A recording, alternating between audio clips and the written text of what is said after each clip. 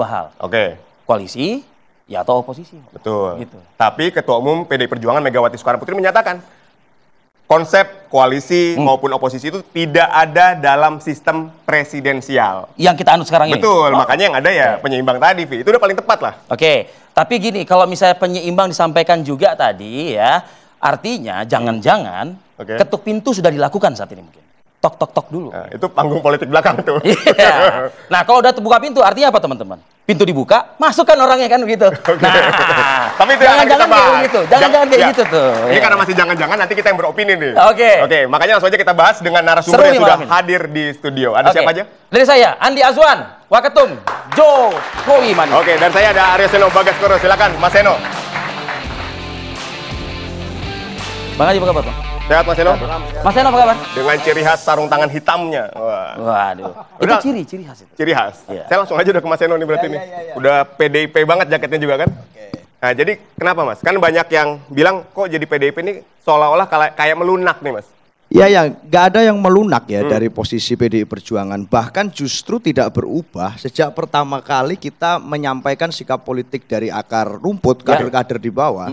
Bahwa kita meskipun kemarin di Pilpres dikalahkan, tapi posisinya itu dari awal kami sampaikan.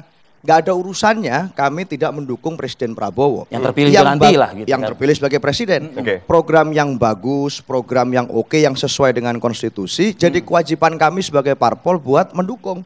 Sedangkan yang jelek-jelek ya pasti harus kami kritisi dong. Bukan visi presidennya yang jelek. Tapi seringkali implementasi di bawah itu tidak sesuai dengan apa yang jadi harapan presiden. Nah, sikap itu sudah saya sampaikan jauh-jauh hari. Kita sudah sampaikan sering.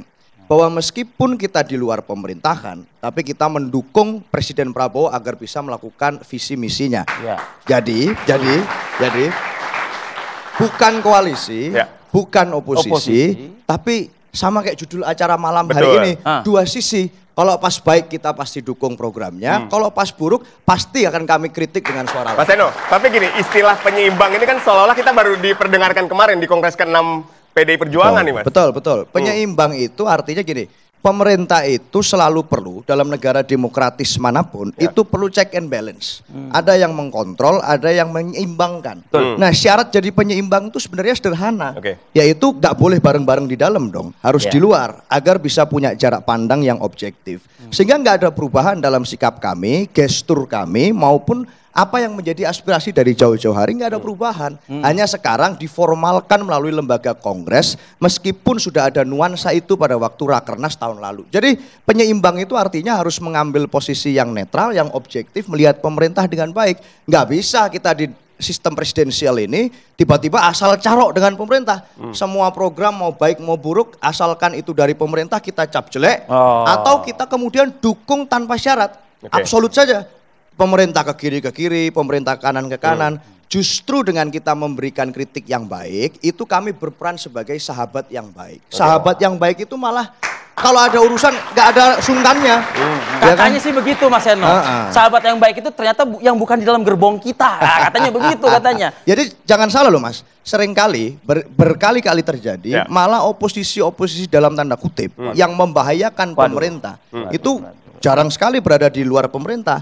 Jangan-jangan di dalam juga banyak yang seperti itu. Jadi sikap PDI Perjuangan ini malah sikap sahabat yang baik. Itu. Bang Andi Azwan, saya agak beda dengan Oho nih, ya kan? Kalau istilah penyeimbang itu seperti kita sudah dengar dari dulu kala ya, Mas Agung Baskoro, Bang Emrus juga pasti paham. Karena dua orang ini dulu ketika awal pemerintahan Pak Jokowi terpilih memimpin, itu ada satu partai, kita tidak melibatkan malam ini, yang terang mengatakan penyeimbang. Tapi partai penguasa pada saat itu mengatakan penyeimbang apa? Nggak ada itu istilah penyeimbang katanya begitu. Nah sekarang dikatakan oleh Mas Seno, oleh partai Mas Seno ini, penyeimbang. Lucu nggak menurut Anda, Pak? Ya, kalau kita melihat ini kan roda berputar gitu kan. Kemarin, ya saya sebutkan aja kan, waktu Pak SBY sebagai presiden, ya PDIP sebagai penyeimbang. Bukan penyeimbang menurut saya pada saat itu, karena keras banget itu tegas oposisi ya? Ya bisa katakan oposisi pada saat itu. Mengkritik gitu. Pak Mengkritik Jokowi. luar biasa. Kita apresiasi untuk itu. Memang akhirnya apa? Balance bagus kan? Ya artinya check and balances itu memang terjadi pada saat itu. Ya dan luar biasa untuk itu. Tapi kalau kita lihat sekarang konteksnya di parlemen itu tidak ada penyeimbang. Contoh undang-undang TNI yang nomor 1 ke depan adalah PDIP untuk membantu, bukan membantu lah, menyetujui lah itu. Ya, untuk PP pajak 12% ya. Artinya ini sudah masuk dalam lingkaran pemerintahan sebetulnya. Di konteksnya adalah di parlemen. Jadi nggak abu-abu menurut Anda? Ya kalau menurut saya sih nggak abu-abu untuk itu. Ya, tapi saya menarik dari Mas Seno tadi katakan kalau sebagai penyeimbang di luar konteksnya parlemen, ini kita apresiasi juga karena apa? Memang pemerintah itu perlu adanya sparring partner gitu. Dua-duanya ini kesatria gitu loh. Mau di luar, mau di dalam, dua-duanya kesatria gitu loh. Yang penting adalah persatuan Indonesia itu diutamakan gitu. Kan itu penting sekali ya. Ya. Jadi jangan ini imbas ada bendera merah putih kayak di pakaian kan gitu. Kita memakai langsung nasionalismenya keluar ya. Ini memakai nasionalisme ini kita harus seumur hidup kita harus pakai itu. Artinya apa? Diterapkan di dalam hati kita, dijalankan, diimplementasikan dalam perjuangan kita. Anda melihat itu akankah muncul dalam termin waktu 4,5 tahun ke depan lagi ya masa pemerintahan Pak Prabowo oleh PDIP? Iya, ini kalau kita melihat apakah akan terjadi seperti itu, kan ini waktu akan berjalan. Tergantung dari bagaimana riak-riak itu ya bisa dirasakan apakah perahu ini bisa oleng atau perahu ini bisa tetap berjalan di relnya, di laut yang lepas itu. Kalau melihat hubungan antara Pak Prabowo dengan Bu Mega kan? Kalau kita melihat hubungan beliau, itu beliau adalah kakak adik. Ya kalau saya katakan Pak Jokowi dan Pak Prabowo kan bestie. Ini sebenarnya kakak dan adik gitu ya. Pak Jokowi, Pak Prabowo bestie. Ya ini kakak adik. Pak Prabowo, Bu Mega kakak adik. Kalau Pak Jokowi dan Pak Prabowo adalah mentor. Ibu Mega adalah mentor Pak Jokowi, kan begitu. Ini konteksnya persatuan Indonesia. Terlepas dari apa yang namanya pribadi-pribadi, itu adalah hak pribadi masing-masing. Tapi kalau kita konteksnya berbicara persatuan Indonesia, yang ada satu, merah putih. Baik.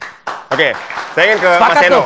Ya, tadi menarik ya yang dikatakan Bang Andi ketika ini eranya SBY, PDIP jelas tuh. Keras, kritik dan seterusnya. Ketika sudah memberikan statement mendukung Prabowo menjadi penyeimbang, apakah akan keras dan kritis juga terhadap pemerintahan Pak Prabowo ini? Iya gini Mas, justru karena PDI Perjuangan itu pernah mengalami banyak periode sejarah ya. Di dalam pemerintah pernah, di luar pemerintah pernah, dengan waktu yang sangat lama gitu. Nggak selalu kita ini di dalam kekuasaan. Di luar pun kita laksanakan dengan sepenuh hati. Nah, waktu itu kemudian memberikan kita banyak pengalaman yang sangat berharga. Tempaan yang luar biasa. Waktu di luar pemerintah di zaman Presiden SBY waktu itu, dua periode 10 tahun, memberikan kita pengalaman dan pendewasaan yang luar biasa. Kami belajar bahwa menyampaikan kritik itu harus kemudian substantif. Bagaimana mengawal rel konstitusi agar dirasakan oleh rakyat. Karena presidensialisme itu presiden tidak bertanggung jawab kepada parlemen. Dia tidak bisa dijatuhkan oleh kemudian parlemen. Tetapi tanggung jawab presiden adalah rakyat karena yang memilih rakyat. Nah, oleh karena itu pembelajaran-pembelajaran dari masa itu menjadi bekal bagi kami sekarang. Kan posisinya sama nih, sama-sama di luar pemerintah. Maka cara approaching kepada pemerintah hari ini yang sah tentu harus kemudian mengalami update dengan situasi hari ini. Akankah warna yang sama akan dilakukan ketika dulu Pak SBY memerintah selama 2 periode? Warnanya tetap kita tahu ya dulu merah. Di parlemen kan luar biasa ya, manuver hingga pansus pun ada. Mas, warnanya tidak berubah, warnanya tetap merah. Pasti. Meskipun nanti ya, pasti itu. Meskipun nanti kemudian kita akan melihat dinamikanya, bagaimana kalau pemerintahan Presiden Prabowo baik ya pasti kami dukung. Tapi kan itu pasca Kongres. Beri kami waktu untuk membuktikan bagaimana kami warnanya tetap merah seperti dulu. Baik, Mas Seno gini, tapi banyak pihak juga yang menghubungkan dengan kemarin Presiden memberikan amnesti. Anda melihat itu nggak sih? Ya gini, kalau itu kan artinya mencampur adukan politik dan proses hukum. Nah, hukum dan politik kan katanya saling berkaitan.